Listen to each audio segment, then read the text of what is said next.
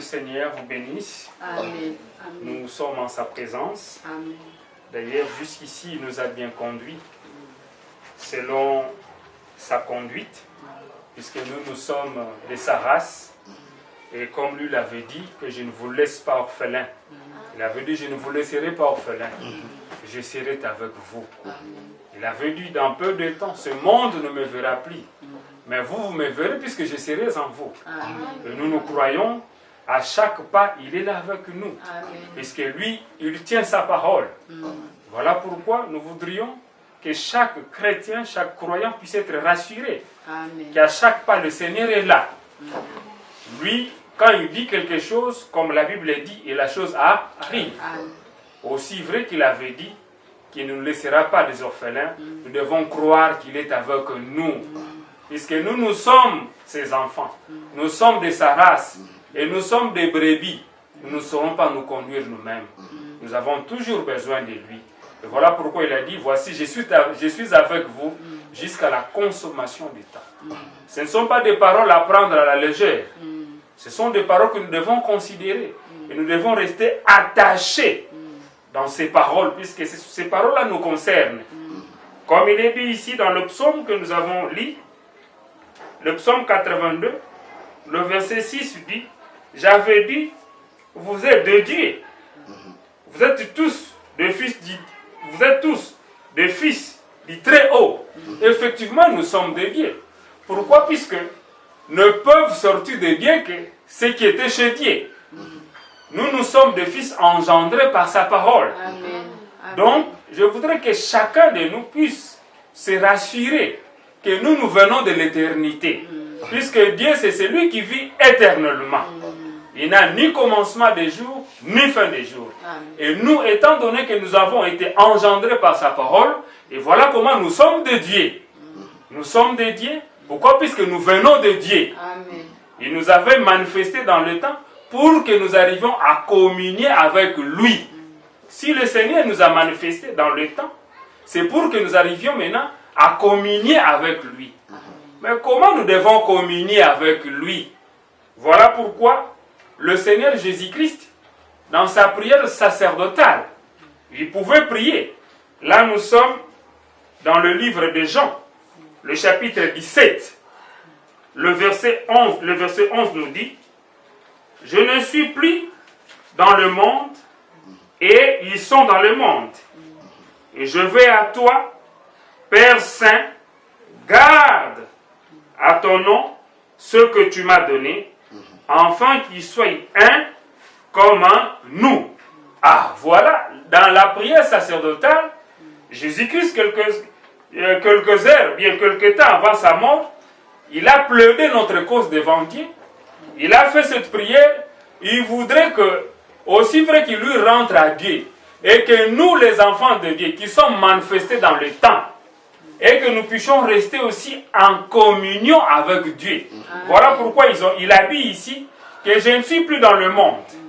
Mais ceux-ci restent dans le monde. Ceux-ci restent dans le monde. Mais étant donné qu'ils vont rester dans le monde, Père, puisses-tu que ceux-ci puissent être gardés en ton nom, et qu'ils puissent être un, comme moi et toi nous sommes un.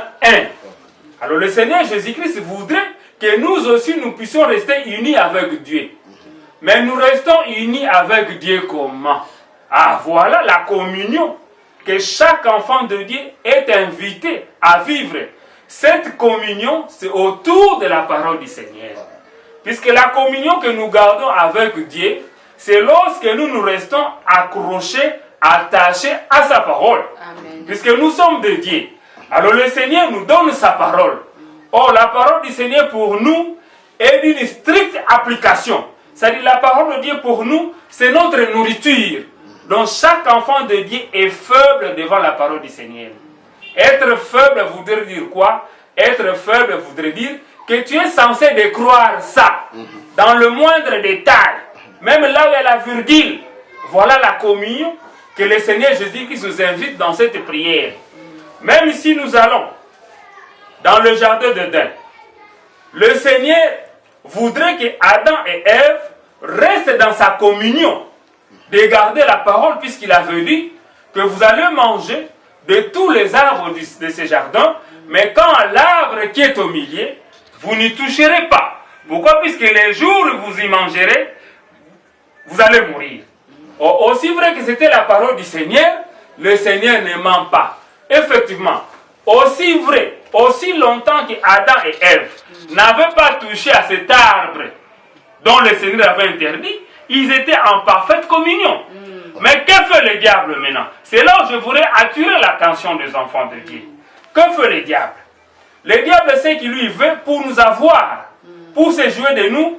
Il voudrait rompre un peu la communion que nous avons avec notre Dieu. Oui. Mais bien aimés frères et sœurs dans le Seigneur, aussi longtemps que nous allons rester en communion avec notre Dieu, rien ne nous arrivera. Pourquoi? Puisque nous savons que nous sommes liés avec lui. Pourquoi? Puisque nous savons que nous sommes en train de marcher avec lui. Dans la plupart des cas, s'il y a un peu des choses qui nous arrivent, c'est parce que quelque part nous ne vérifions pas notre communion avec Dieu. Or, la communion avec Dieu consiste à garder sa parole. La communion avec Dieu voudrait dire que nous marchons en obéissant à sa parole. Alors, qu'est-ce que le diable avait fait? Puisque le même diable qui apparaît aujourd'hui, c'est le même diable qui avait existé à l'époque d'Adam et Ève. Que fait le diable? Ici, c'est ce qu'insiste le frère Branham. Dans la prédication, le conflit. Que fait le diable? Le diable n'était pas venu attaquer Ève. Il a attaqué la parole du Seigneur. Il attaque la parole. Pourquoi? Puisque c'est cette parole qui constituait même l'armure. C'est cette parole qui constituait même la communion d'Ève avec Dieu, d'Adam avec Dieu. Mais quand le diable a vu, il faut s'attaquer à quoi? Il s'attaque à la parole du Seigneur. Puisque ce que le Seigneur avait dit était autre que ce que lui était venu ajouter. Il vient pour annuler la parole du Seigneur. Or, quand Ève a accepté de marcher, maintenant en contradiction avec la parole du Seigneur, c'est là où la communion était brisée, rompue avec Dieu. Et directement, Adam et Ève étaient maintenant donc vulnérables face au diable. Le même diable qui s'était attaqué à la parole est le même diable qui s'attaque aujourd'hui. Quand il vient, il s'attaque. Il s'attaque à la parole comment? Premièrement, il inspire un peu le doute en nous. Le diable nous amène un peu à raisonner sur la parole de Dieu. Or, avec la parole de Dieu, nous ne pouvons pas raisonner sur ça. Quand le Seigneur dit, je suis votre Dieu, qui vous guérit de toutes vos maladies, quelle que soit la maladie est là, nous sommes censés de croire ce que Dieu a dit. Pourquoi? Puisque c'est lui qui connaît. Puisque puis c'est la parole du Seigneur qui est la vérité. Amen. Alors le diable a pris Ève, il l'amène un peu dans le terrain du raisonnement. Est-ce que le Seigneur a-t-il réellement dit? Alors, il l'amène un peu dans le terrain du raisonnement. Et Ève s'est laissée entraîner, que nous voilà la connaissance, et mine de rien, la communion a été rompue. Oh, c'est comme ça que nous voulons attirer l'attention de tous les enfants de Dieu. Quelle que soit la situation qui se présente devant toi, toi tu es censé de regarder à la parole du Seigneur. Ne regardez pas aux difficultés. Ne regardez pas ta situation qui est stagnante. C'est comme si tu ne progresses pas. C'est comme si tu n'avances pas. C'est comme s'il n'y a pas de progrès. Ne regardez pas ça. Considérez la parole. Aussi longtemps que tu vas considérer la parole, c'est alors que tu vas palper la bénédiction du Seigneur. C'est comme ça que tu vas palper la fidélité du Seigneur. Puisque la Bible dit que lui, il est fidèle. Donc, dans cette exhortation, nous voudrions inviter chaque enfant de Dieu de rester toujours en communion avec le Seigneur. Rester en communion avec le Seigneur voudrait dire donc obéir à sa parole. Même si tu ne vois pas les effets d'emblée. Puisque l'homme est toujours sensationnel. Puisque dans l'homme est toujours pressé. Alors que le Seigneur, c'est lui qui connaît le chemin. C'est lui qui connaît la fin avant le commencement. Voilà pourquoi il veut que nous puissions rester toujours en communion avec lui. Voilà dans cette prière que le Seigneur Jésus avait fait. Que Père, qu'il soit un comme moi et toi. C'est-à-dire, il voudrait que nous restions dans la parole du Seigneur. Ne raisonnons pas avec la parole du Seigneur. Même si les résultats ne parlent pas là, le Seigneur connaît. Amen. Puisque c'est lui qui a fait la promesse est fidèle. Amen. La Bible dit, il est fidèle. Amen. Et la Bible dit concernant la parole, puisque toute la parole du Seigneur, c'est toute une prophétie. La Bible dit, attends-la, elle s'accomplira certainement. Dans cette communion avec Dieu, nous avons intérêt maintenant de demander les fruits de l'esprit. Pourquoi? Puisque parmi les fruits de l'esprit, il y a la patience. Puisqu'avec Dieu, il faut être patient. Avec Dieu, nous sommes censés être patients. Pourquoi? Puisque Dieu ne fonctionne pas selon nous. Le Seigneur agit sur base de sa parole. Mais nous, souvent, nous sommes pressés. Voilà pourquoi nous sommes en train d'inviter tout croyant de vouloir rester en communion parfaite avec Dieu. Quand je dis rester en communion parfaite avec Dieu, ne raisonnez pas avec la parole du Seigneur. Ne faudrait pas marchander la parole du Seigneur. Même si tu n'as pas vu le résultat d'emblée, toi il faut croire. Amen. Avec le Seigneur, nous sommes censés de le croire un peu aveuglément. Oui. La foi, elle est inconsciente. La foi donc accepte sans le raisonnement. Oui. Donc la foi voudrait dire, ça dit prendre le Seigneur sans pourtant raisonner. Or c'est là où maintenant le diable attaque. Tu prends la parole, puisque dans le pensée, le diable est là dans le pensée. Tu regardes, la Bible dit que parmi mon peuple point de stérile, toi tu commences maintenant à réfléchir. Mais ma stérilité à moi. Mais le Seigneur connaît. Le Seigneur connaît lui-même. Pourquoi il avait préféré que Lazare puisse atteindre la mort? C'était pour que sa gloire puisse être encore manifeste. Toi tu ne sais pas que par rapport à ta stérilité, c'est pour que le témoignage, pour que la gloire du Seigneur puisse éclater. Toi tu ne sais pas que par rapport à ta maladie, c'est pour que la gloire du Seigneur puisse être manifestée. Pour qu'on puisse servir encore de témoignage. Amen. Comment le Seigneur sera guérisseur s'il n'y a pas de maladie dans nos corps? Comment il sera celui qui sait pourvoir s'il n'y a pas de situations difficiles et confuses? Voilà pourquoi il nous faut la patience. C'est-à-dire nous devons toujours rester avec la fidélité, avec la communion avec le Seigneur. Ne réfléchissons pas.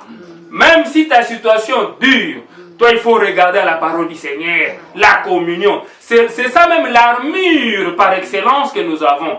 Si Ève s'était rendue vulnérable, c'est-à-dire si Ève était tombée dans le piège du diable, c'est puisqu'il s'était débarrassé de l'armure. L'armure qui était la protection, qui était la parole. Aussi longtemps que nous allons rester dans l'armure, dans la parole du Seigneur, les déceptions resteront loin de nous. C'est question que nous puissions rester attachés avec le Seigneur. Aussi longtemps que nous serons restés attachés avec le Seigneur, le diable ne nous vaincra jamais. D'ailleurs, nous savons que le diable, c'est un épouvantail. Il nous fait que peur. Pourquoi? Puisque Christ l'a déjà écrasé. La Bible dit, il a été triomphé à Golgotha. Alors donc, pour nous, il n'y a plus d'inquiétude. Et la Bible dit, nous ne sommes plus redevables à la chair. C'est question de faire confiance à la parole du Seigneur. Ça dit, cette exhortation voudrait que nous restions dans la communion. Dans la communion, ça dit rester attachés à chaque parole du Seigneur. Comme la Bible dit, que le ciel et la terre vont passer, mais pas même un iota. Donc nous sommes censés de rester dans notre communion avec Dieu. Voudrait dire que nous réceptionnons toute la parole du Seigneur. Et recevoir toute la parole du Seigneur, comprenons que la patience est parmi les fruits de l'esprit. Nous sommes censés être un peu patients dans l'accomplissement des promesses. Pourquoi? Parce que seul le Seigneur connaît. C'est comme nous l'avons dit tout à l'heure. Lui, il savait que Lazare était malade. Mais il a laissé Lazare jusqu'à aller à la mort. Pourquoi? Puisqu'il voulait que sa gloire puisse être éclatée. Même avec les enfants d'Israël. Quand les enfants d'Israël sont arrivés là-bas, ils pouvaient les faire traverser facilement. Mais il a attendu que l'armée encore de Pharaon puisse s'approcher. Pourquoi? Puisque pour que sa gloire puisse être encore éclatée davantage. Voilà pourquoi la Bible dit qu'aucune tentation qui nous est survenue qui n'a été humaine. Et le Seigneur ne peut pas nous laisser être tentés au-delà de nos forces. Nous devons savoir, à chaque épreuve, le Seigneur est là. À chaque épreuve, sa parole est là. Pour nous, les enfants de Dieu, restons toujours les yeux braqués sur sa parole. Et que nos cœurs puissent être attachés sur sa parole de la vérité. Et que nous soyons réellement en parfaite communion. C'est-à-dire, ne réfléchissons pas avec la parole du Seigneur, quel que soit le résultat. Le Seigneur voudrait que nous puissions le croire comme ça. Même si nous n'avons pas vu la chose. En principe, c'est en cela que se réside même la foi. La foi est une ferme assurance de choses qu'on espère, une démonstration de celles qu'on ne voit pas. C'est ce qu'on avait dit, qu'on ne peut marcher avec le Seigneur que si on sait le croire. Si tu ne le crois pas, tu ne sauras jamais marcher avec lui. Il faut croire le Seigneur, c'est accepter sa parole telle que c'est écrite dans cette Bible. C'est ça même la communion que nous sommes censés d'entretenir avec le Seigneur. Restons toujours dans le limite de la parole du Seigneur. ne faudrait pas que nous puissions quitter les limites de la parole. À chaque fois, ce que nous cherche le diable, ce que nous cherche l'ennemi, c'est de nous faire quitter un peu le terrain de la parole. Comment il nous fait quitter le terrain de la parole? C'est le raisonnement. Vous raisonnez autour de la parole de Dieu. Comment ma guérison retarde? Maintenant, quand les gens vont apprendre ça, les gens là, nous n'avons rien à voir avec eux. D'ailleurs, la Bible dit que les Égyptiens que vous voyez, vous ne les verrez plus jamais. Puisqu'ils seront engloutis. Ils seront engloutis. Donc nous sommes censés de rester fidèles avec la parole du Seigneur. C'est-à-dire nous sommes censés de rester en communion. Rester en communion avec le Seigneur, c'est-à-dire de rester attachés à sa parole. C'est ça la communion que le Seigneur veut avec nous. Cette communion nous gardera aussi longtemps dans la vie chrétienne. Cette communion nous gardera même en dépit des épreuves. Considérons la parole du Seigneur. Puisque la foi, c'est une ferme assurance des choses qu'on espère, une démonstration de celles qu'on ne voit pas. Avec la foi, avec la communion avec le Seigneur, même si la chose n'est pas là, nous sommes censés de croire que notre guérison est là, que nos ennemis sont déjà vaincus, que le diable est terrassé. Nous sommes plus que vainqueurs. Quel que soit ton cas, considérons la parole. Puisque le Seigneur Jésus-Christ a été fait tout pour nous. Il est notre sanctification. Il est notre rédempteur. Il est notre guérisseur. C'est lui le grand médecin. C'est celui qui sait nous délivrer. C'est avec lui que nous sommes plus que vainqueurs. Alors restons attachés à ce que la parole nous dit.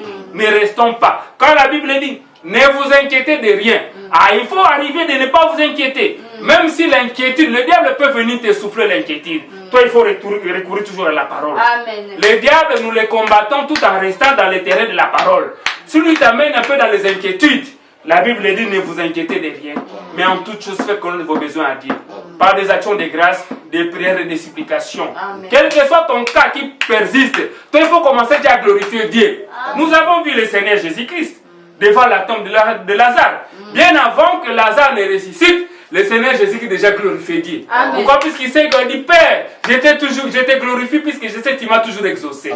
Le même Jésus-Christ qui était devant la tombe de Lazare, c'est le même Jésus qui est avec nous. C'est lui qui nous conduit. Dans la Bible, de la même façon qu'il avait conduit la barque, dans notre barque aussi, c'est lui qui conduit notre barque. Nous savons que la barque qui conduit le Seigneur Jésus-Christ, cette barque ne peut pas connaître un peu le naufrage. C'est question de le réveiller. C'est question de reconsidérer sa parole. Comment réveiller le Seigneur? C'est de considérer sa parole et de lui approcher en tenant compte de sa parole. De lui approcher par la prière en se fondant sur sa parole. Que le Seigneur vous bénisse.